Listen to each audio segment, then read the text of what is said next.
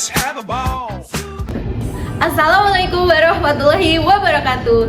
Selamat datang di video pembelajaran kali ini. Pada kesempatan ini kami akan membahas materi yang sangat penting dalam matematika, yaitu rasio dan proporsi. Materi ini sering digunakan dalam kehidupan sehari-hari, seperti saat membandingkan dua hal atau menghitung perbandingan antara satu jumlah dengan jumlah yang lainnya. Namun kali ini kita tidak hanya akan belajar secara teori. Di sini kami akan menggunakan metode pembelajaran yang aktif dan menyenangkan, yaitu STAD atau Student Team Achievement Divisions. Dengan metode ini kalian nantinya akan belajar dalam kelompok kecil untuk memahami dan menyelesaikan soal-soal mengenai materi rasio dan proporsi.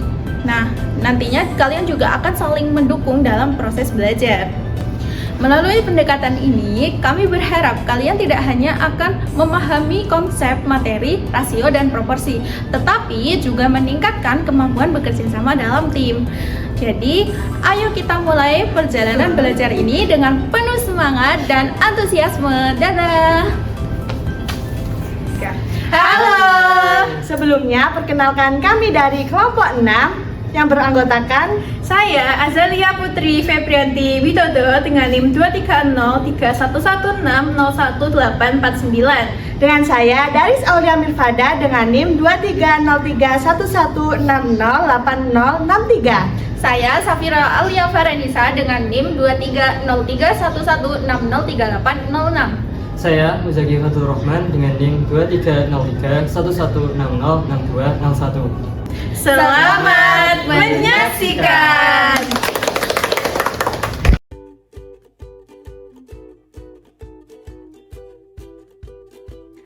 Pertama-tama, apa pengertian dari model pembelajaran STAD ini?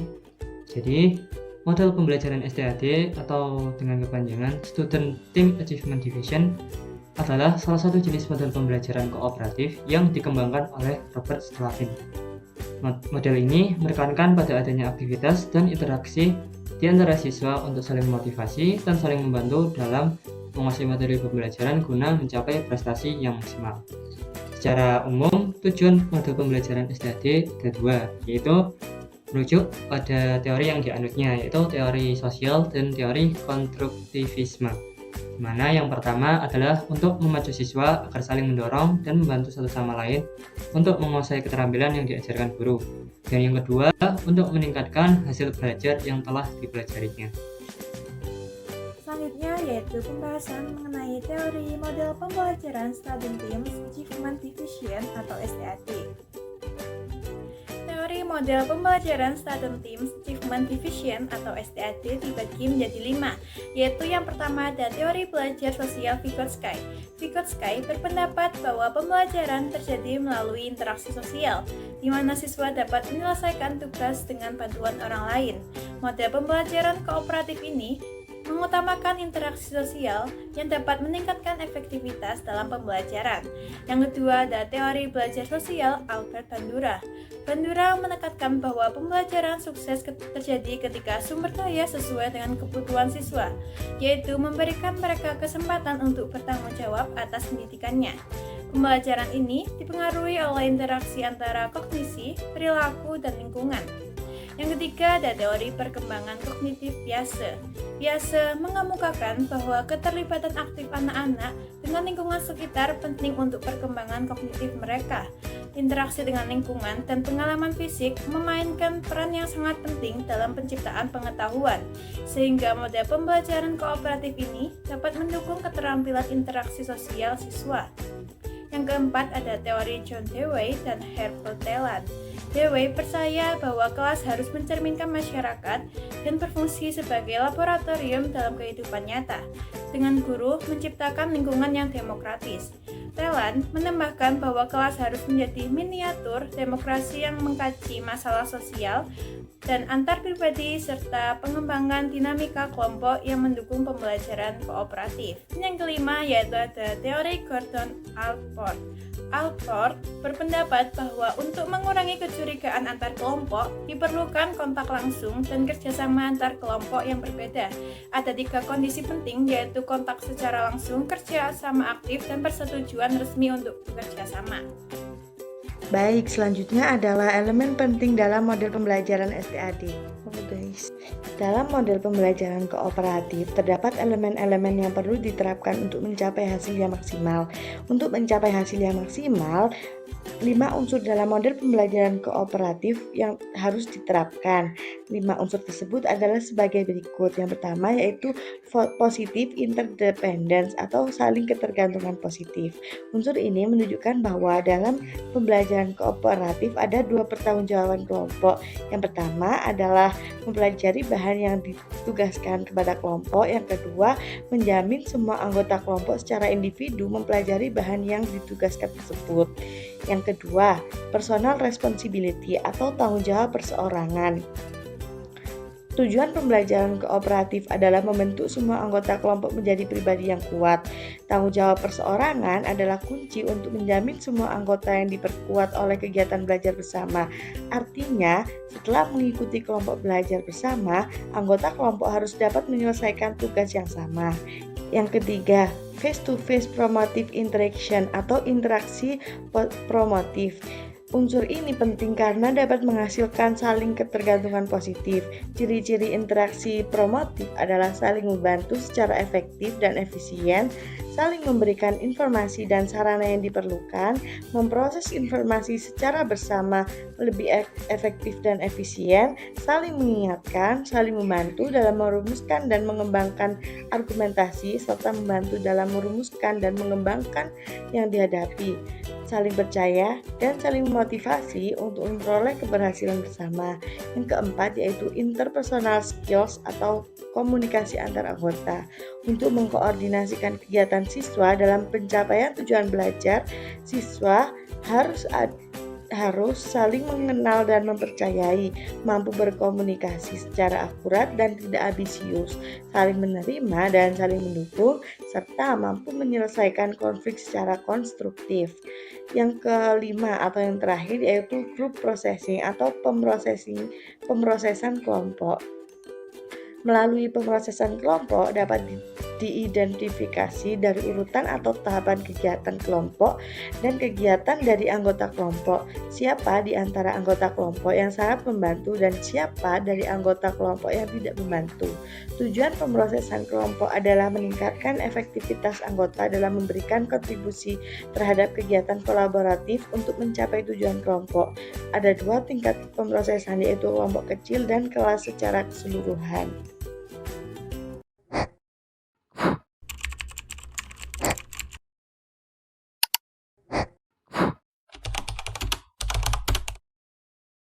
Assalamualaikum warahmatullahi wabarakatuh. Waalaikumsalam warahmatullahi wabarakatuh. Sebelum memulai pelajaran hari ini, silakan siapa yang mau memimpin doa? Saya, Bu. Ya. Sebelum memulai pembelajaran hari ini, marilah kita berdoa sesuai kepercayaan masing-masing. Doa mulai.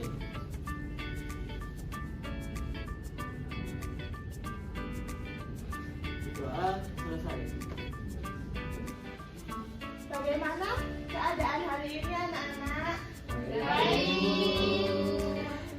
Alhamdulillah. Teman-teman kalian ada yang tidak masuk? Ya. Sebelum memasuki pembelajaran, alat tulisnya silakan disiapkan di atas meja. Selain alat tulis, ditaruh di tas dulu ya.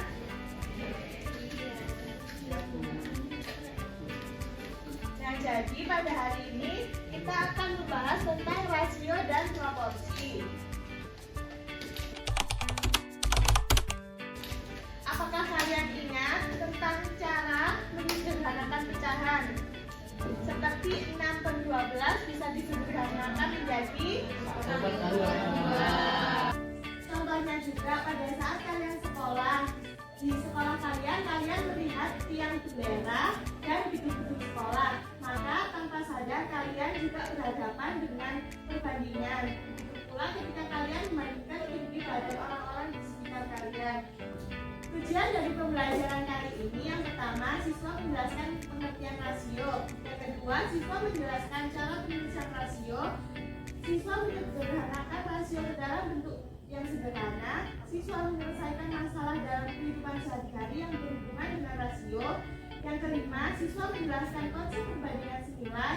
Selanjutnya, siswa menentukan nilai perbandingan senilai. Siswa menyelesaikan masalah dalam kehidupan sehari-hari yang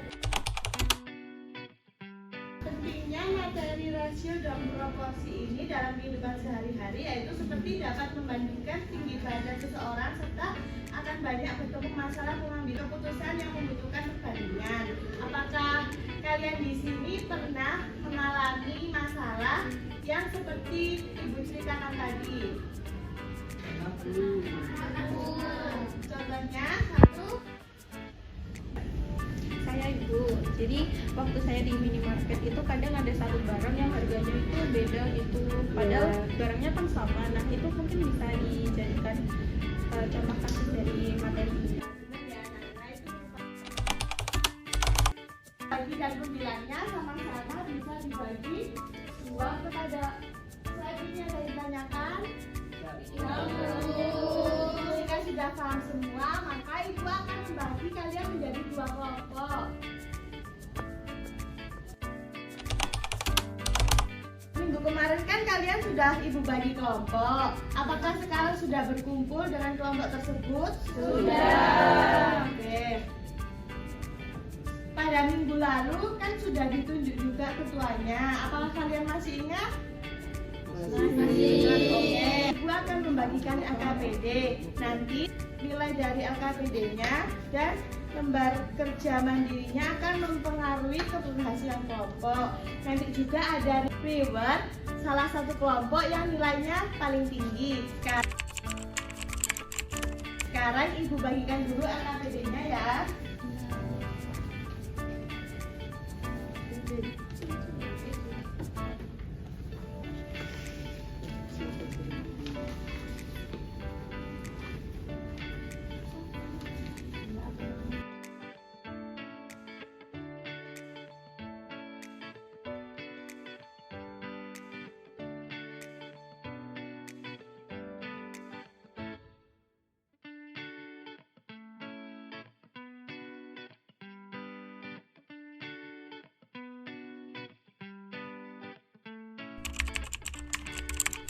Apakah sudah selesai? Sudah.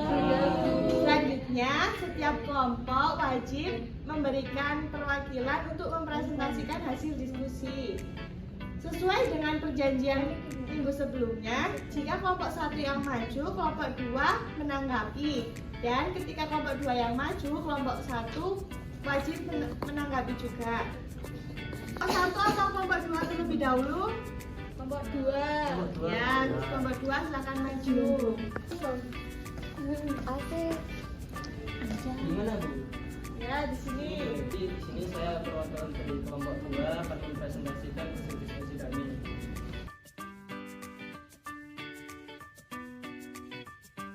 Silakan untuk kelompok 1 menanggapi apa yang telah disampaikan oleh kelompok 2. Selanjutnya kelompok 1 silakan maju.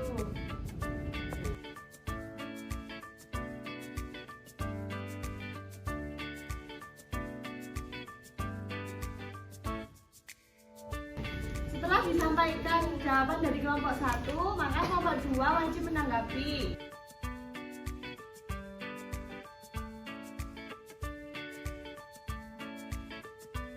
Benar apa yang telah disampaikan oleh kelompok 1 dan apa yang disampaikan dari kelompok 2.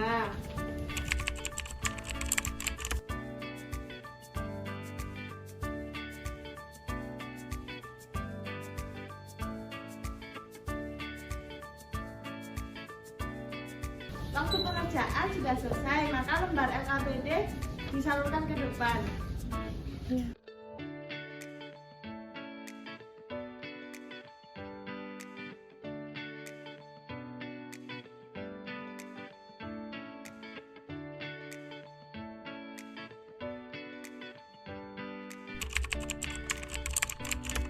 Setelah Ibu koreksi, Ibu sudah mendapatkan kelompok tertinggi, yaitu kelompok 1. Kelompok 1 perwakilan silakan maju ke depan.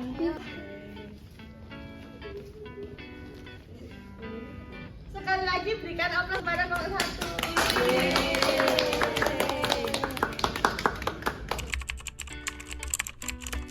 Setelah kalian mempelajari tentang rasio dan proporsi dan juga telah mengerjakan LKPD, maka apa yang bisa disimpulkan dari pertemuan kali ini?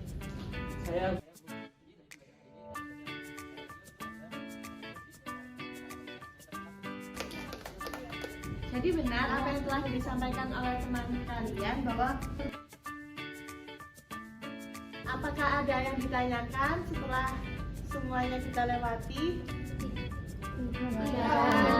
Sudah jelas? Baik. Dari pembelajaran kali ini, nah Ibu pengen tahu nih rating kalian dari 1 sampai 10. Ya, 10/10. Kenapa 10/10? Karena pembelajarannya seru dan materinya mudah dipahami dengan pembelajaran ini. Ya, terima kasih. Selanjutnya, Saya Bu, 9/10. ya untuk satunya itu apa? Saya ada kurang jelas tuh di beberapa materi. Baik. Sebelum mengakhiri pelajaran, Ibu berterima kasih dulu kepada kalian karena telah memperhatikan dengan baik dan mengerjakan soal-soal yang telah Ibu berikan. Sebelum mengakhiri pelajaran kali ini, silakan untuk ketua kelas menutup pembelajaran. Sebelum mengakhiri pembelajaran hari ini, marilah kita berdoa sesuai kepercayaan masing-masing. Kita mulai.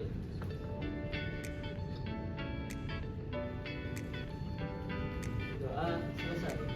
Sekian pembelajaran tentang materi hari ini. Selanjutnya kalian membaca materi pada pertemuan berikutnya. Wassalamualaikum warahmatullahi wabarakatuh.